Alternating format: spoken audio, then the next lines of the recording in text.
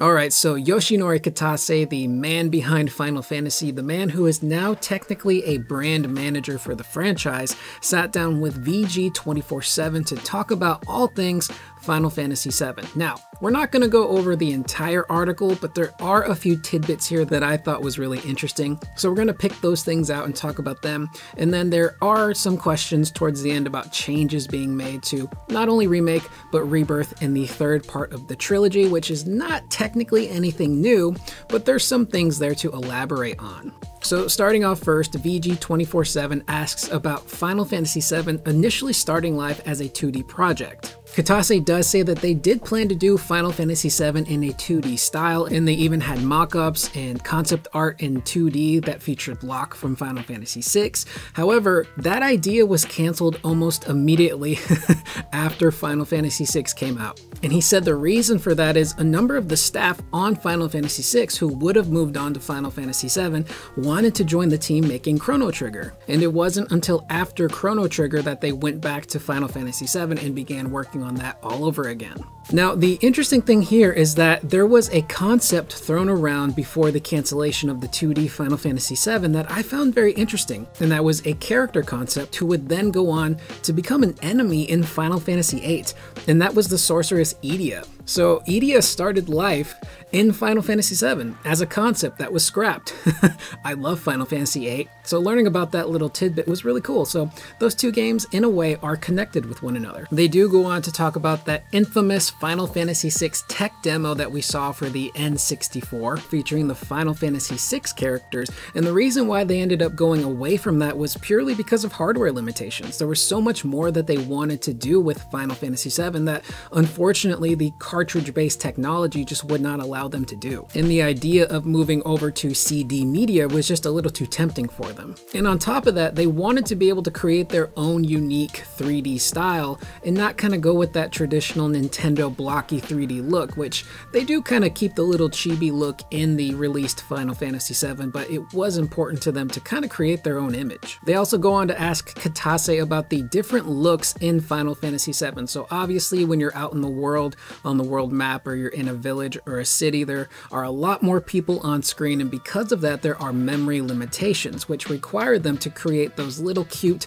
tiny chibi style characters that we all know and love. But when it came over to the battle side of things, because it was a little bit more limited and there were fewer characters involved in those scenarios, they could punch up the graphics a little bit more and even move up to 1,000 polygons for each character in those battle scenes. Whereas the character polygons in the cities in the world map was down to 400. Now this one I did know about, and this one's actually kind of funny, but in an earlier draft of the story for Final Fantasy VII, I believe it may have been Nojima who was the scenario writer, but Kitase also had a hand in this.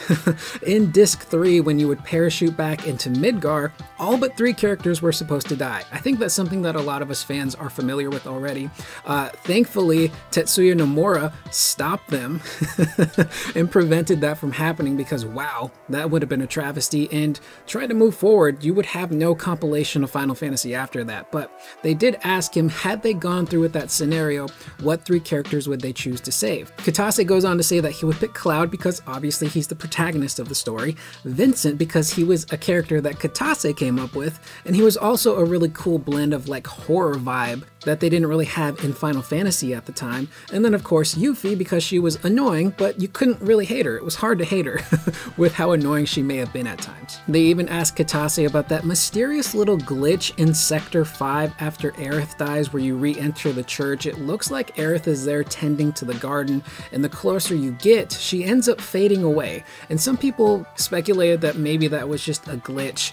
I personally, honestly, artistically, I think that that was symbolic of the death of Aerith. That was her ghost tending to the church and the flowers in Sector 5 and then fading away. So he leaves that up to the interpretation of us fans, but I'm choosing to think that it's not a glitch. It is in fact Aerith returning to the church one more time to tend to the garden and make sure that everything is fine.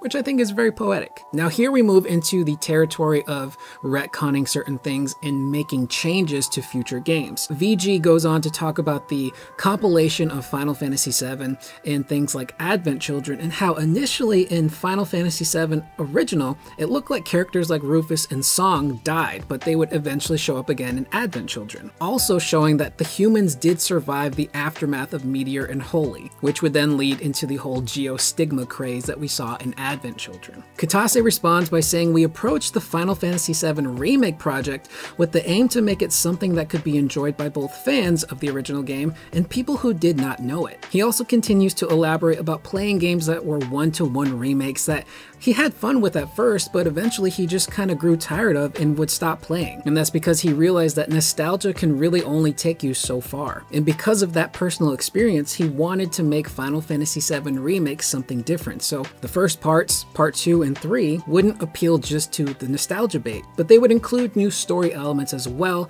to feel that nostalgia, but also keep the fresh elements that would keep you going so you wouldn't just drop the game halfway through. He goes on to say, "The result of this is that for Part 2 and Part 3, we are able to give fans the excitement of wondering which parts will be 100% faithful to the original and where the new elements will be added." And that's the part I want to end on, because this technically isn't a new theme or idea that the devs have talked about.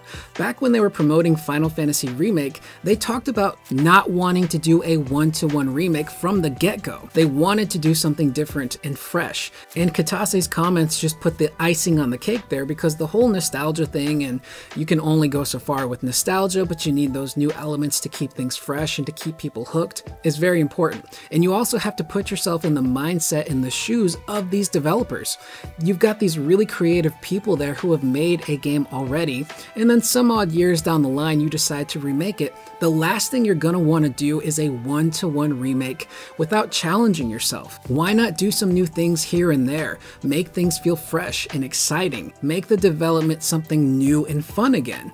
That's what being creative is all about. We can do the same thing over and over and over again, but eventually you're gonna get bored and burned out. You might as well make some changes and do something new. And I love it. I think the changes they made with Final Fantasy VII Remake were perfect. It felt balanced to the point where, hey, I remember that. It's the Leonardo DiCaprio meme where you point at the screen and like, oh, that's the thing I remember. But there's also those new moments. They hook, line, and sink you, man. You get attached to these new experiences that you're having. And looking towards Rebirth and whatever they name Part 3, I'm super excited to just see how different things are going to be. Now with that being said, that is pretty much the video. I am losing my voice, but please leave any of your guys' thoughts in the comments down below. What do you guys think of this article, which I will link in the description below if you want to read the full thing. But what did you think of the changes? I know there's a lot of people on my channel that have commented over the past year or so that they were unhappy with the changes that they made with Remake, and what they wanted was just a one-to-one recreation. So let me know in the comments, how do you guys feel? Are you excited about the changes? Do you like them? Are you looking forward to Rebirth and whatever they name Part 3? And in the vein of remakes, make sure to check out my Resident Evil 4 Remake breakdown video where we go over the newest Game Informer article.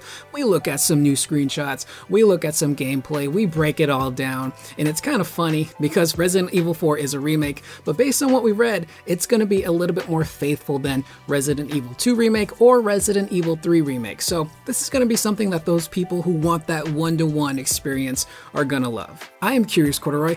I will see you guys in the next video. Please remember to always be excellent to one another.